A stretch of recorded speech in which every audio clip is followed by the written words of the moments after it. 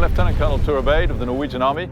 I'm the branch head of the G9 Military Cooperation Branch here at LANDCOM. I was born in England, but I grew up in Africa. I'm a second-generation Army officer. My father spent 35 years in the British Army.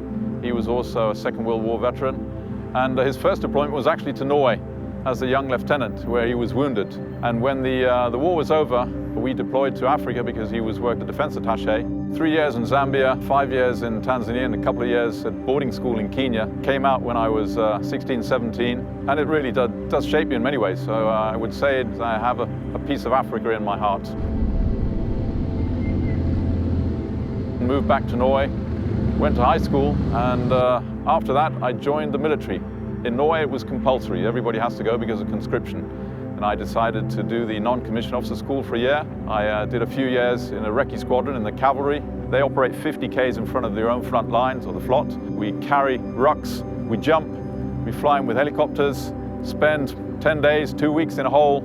I'd say those first few years just absolutely sold it for me.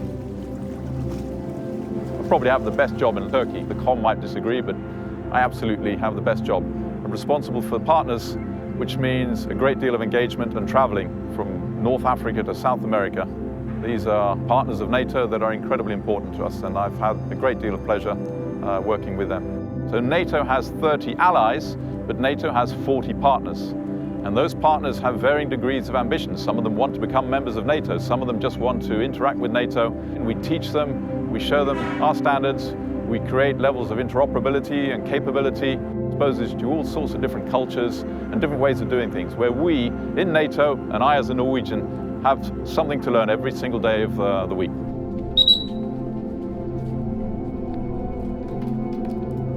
Yeah, outdoors is where I like to be.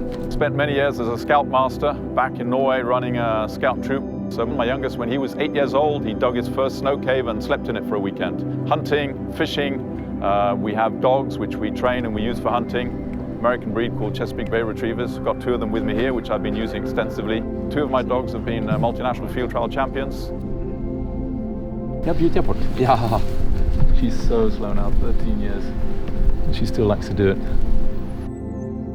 Currently I have a small catamaran sailboat, which we go out with friends or colleagues from LANDCOM. We go out the weekends.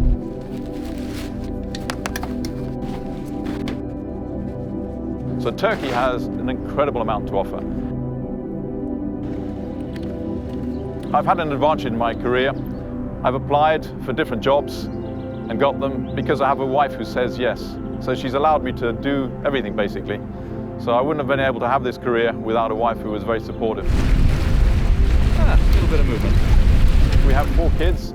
Our oldest, she's a career officer, lieutenant. Our number 2, she's done 3 years of medicine. My 2 youngest, 2 years ago, we put them on a sailing ship and they sailed around the world for a year, which was good for discipline, and had school on board.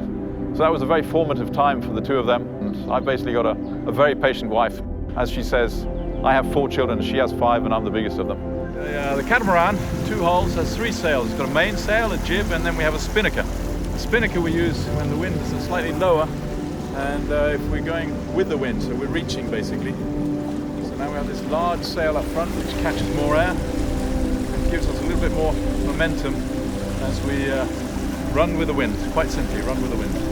Strength lies in diversity. Embrace it.